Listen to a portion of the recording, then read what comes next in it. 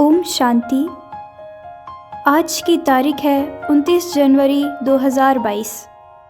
बाबा ने कहा, आज मीठे बच्चे, आत्मा को निरोगी बनाने के लिए रूहानी स्टडी करो और कराओ, रूहानी हॉस्पिटल खोलो।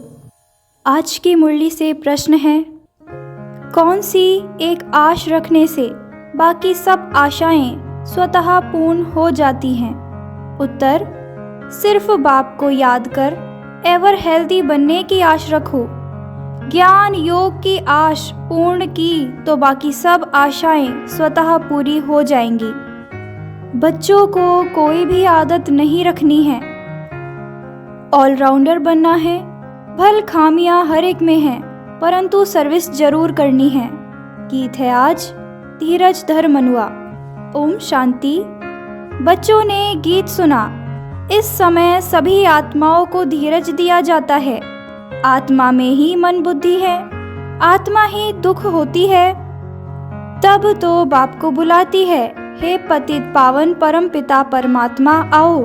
कभी ब्रह्मा विष्णु शंकर को पतित पावन नहीं कहा जाता, अब उन्हों को नहीं कहा जाता तो लक्ष्मी नारायण, राम सीता आदि को भी नहीं कहा जा सकता है।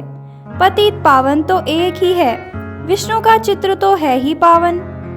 वह है विष्णुपुरी का मालिक। विष्णुपुरी स्थापन करने वाला है शिव बाबा।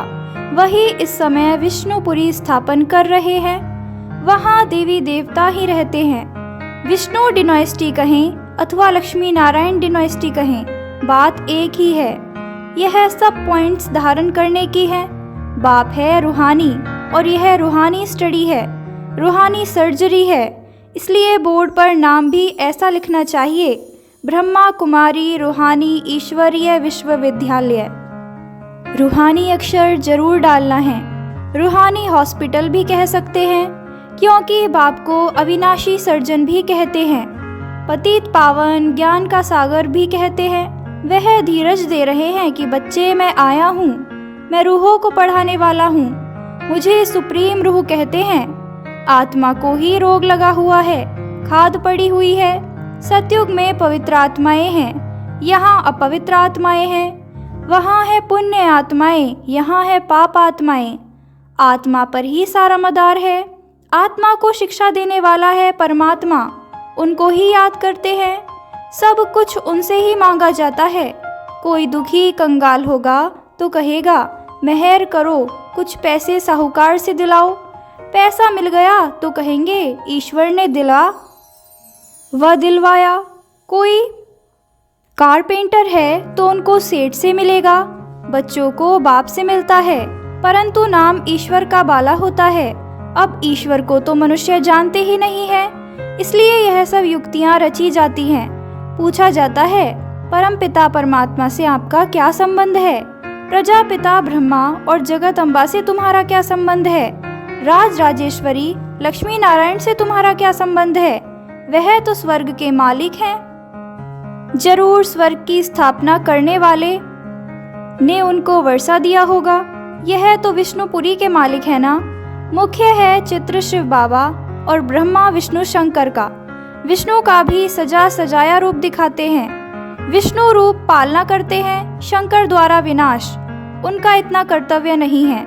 स्तुति लायक शिव बाबा है और विष्णु भी बनते हैं। शंकर का पार्ट अलग है, नाम रख दिया है त्रिमूर्ति। राम सीता लक्ष्मी नारायण यही मुख्य चित्र हैं। उसके बाद फिर चित्र है रावण का, वह भी बड़ा 46 फुट का बनाना चाहिए। रावण को वर्ष वर्ष जलाते हैं। इनसे आपका क्या संबंध है?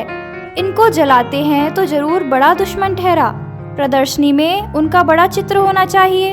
इनका राज्य द्वापर से शुरू होता है, जबकि देवी देवताएं वाम मार्ग में गिरते हैं। इनके अलावा बाकी जो चित्र हैं उनकी फिर अलग अलग प्रदर्शनी दिखानी चाहिए कि यह सब कलयुगी चित्र हैं। गणेश, हनुमान, कच्छ मच्छ आदि सबके चित्र डालने चाहिए।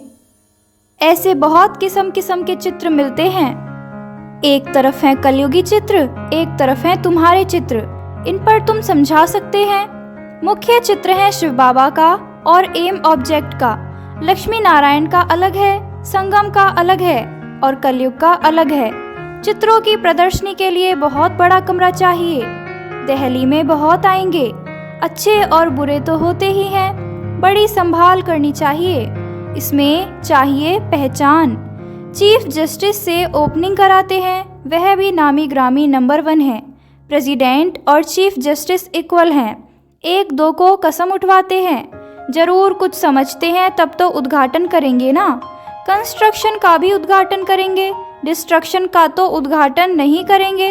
अब बाप समझाते हैं, बच्चे तुम्हारे सुख के दिन आ रहे हैं, बोर्ड पर भी हॉस्पिटल नाम जरूर लिखना चाहिए। और किसने स्थापना की? अविनाशी सर्जन पतित पावन बाप है ना। पावन दुनिया में तो पावन मनुष्यों को कभी बीमारी आदि होती ही नहीं। पतित दुनिया में तो बहुत बीमारियां हैं, तो सर्विस के लिए विचार चलना चाहिए।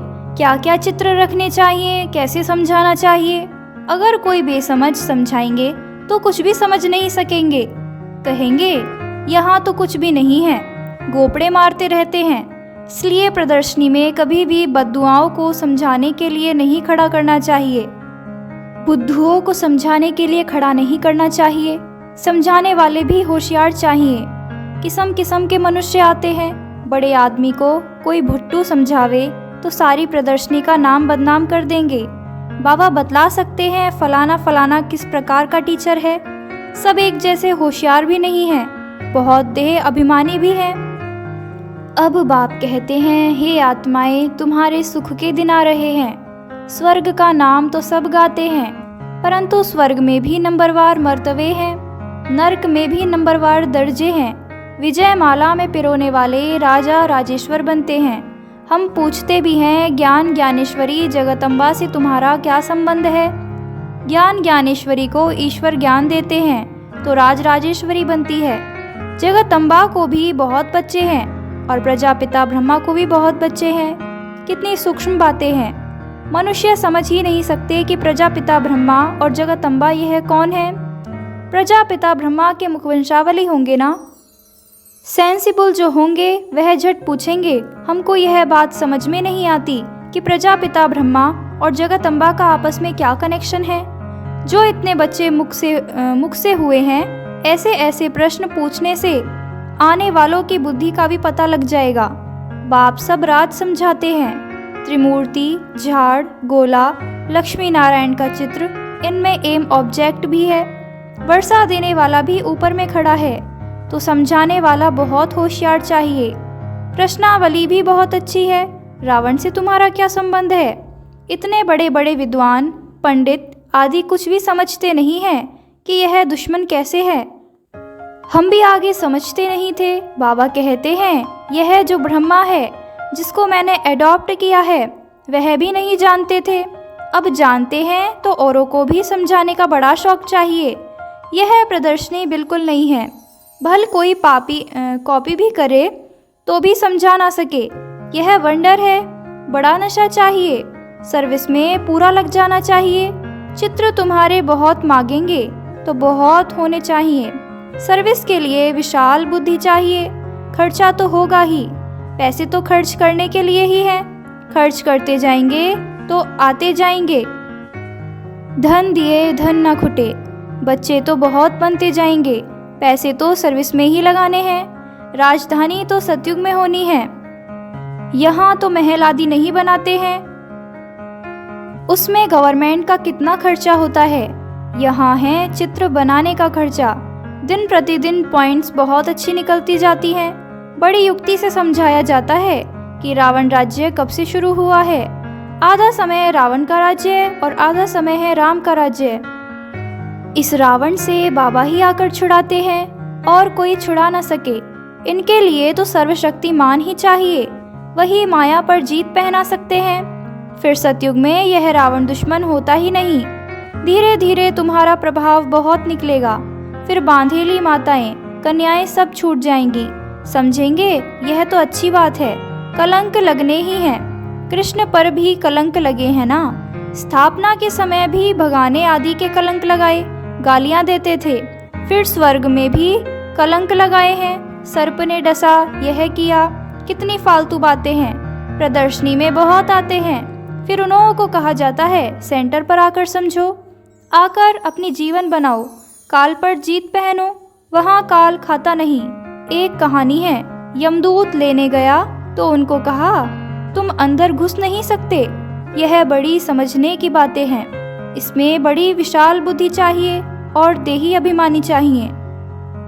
हम आत्मा हैं, पुराने संबंध और पुराने शरीर का भान नहीं रखना है। अब नाटक पूरा होता है, हम वापस जा रहे हैं। स्वर्ग में जाकर हमको नए संबंध में जुटना है। यह ज्ञान बुद्धि में है। यह पुरानी दुनिया तो खत्म होने वाली है।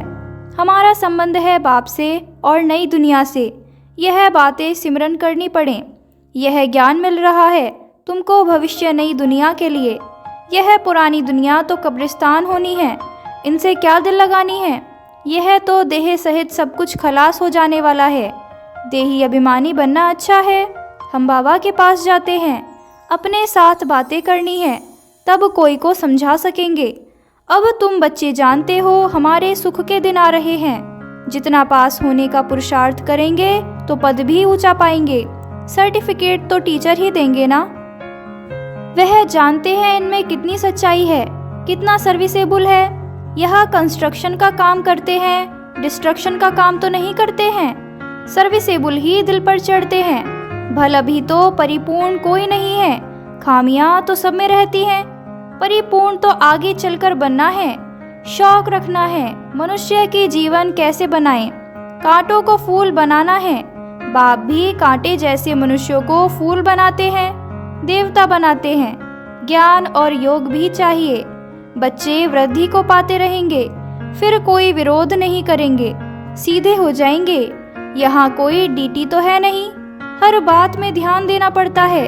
ऑलराउंड बुद्धि चाहिए। सर्विस ठीक रीति से कोई करते हैं व नहीं करते हैं। कोई आराम पसंद तो नहीं है। सारा दिन यह चाहिए वह चाहिए तो नहीं है। इसको कहा जाता है लोभ। कपड़ा अच्छा चाहिए, भोजन अच्छा चाहिए, आशाएं बहुत रहती हैं। वास्तव में यज्ञ से जो मिले सो अच्छा। सन्यासी कभी दूसरी चीज लेते नहीं।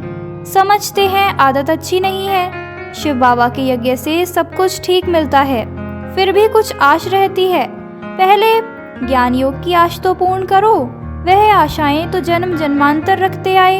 अब तो बाबा को याद करने से हम एवर हेल्दी बनेंगे, यह आश रखनी है। तो यह जरूर लिखना है कि यह रूहानी हॉस्पिटल है, जिससे मनुष्य समझें कि यह हॉस्पिटल व कॉलेज भी है। बाबा ने मकान भी हॉस्पिटल और कॉलेज के ढंग से बनवाया है। कॉलेजों में कोई श्रृंगार नहीं होता, सिंपल होता है। अच्छा, मीठे मीठे सिकिल दे बच्चों प्रति माता पिता बाप दादा का याद प्यार और गुड मॉर्निंग। रूहानी बाप की रूहानी बच्चों को नमस्ते। हम रूहानी बच्चों की रूहानी माता पिता बाप दादा को याद प्यार, गुड मॉर्निंग, नमस्ते नमस्ते नमस्ते। शुक्रिया बाबा, शुक्रिया। धारणा के लिए मुख्य सार। फर्स्ट पॉइंट, आराम पसंद नहीं बनना है। सर्विस का बहुत बहुत शौक रखना है। सर्विस में ही पैसे खर्च करने हैं। मनुष्यों की जीवन कांटे से फूल बनानी है। सेकंड पॉइंट, सदैव कंस्ट्रक्शन का काम ही करना है, डिस्ट्रक्शन का नहीं। अपने आप से बातें करनी है। हम कहाँ जा रहे हैं, क्या बन रहे हैं। आज की मुरली से वरदान है, शक्तिशाली याद द्वारा परिवर्तन, खुशी और हल्केपन की अनुभूति करने वाले स्मृति सो समर्थ स्वरूप भव। शक्तिशाली याद द्वारा परिवर्तन, खुशी और हल्केपन की अनुभूति करने वाले स्मृति सो समर्थ स्वरूप भव। शक्तिशाली याद एक समय पर डबल अनुभव कराती है। एक तरफ याद अग्निबन भस्म करने का काम करती है, परिवर्तन करने का काम करती है, और दूसरी तरफ खुशी व हल्केपन का अनुभव कराती है।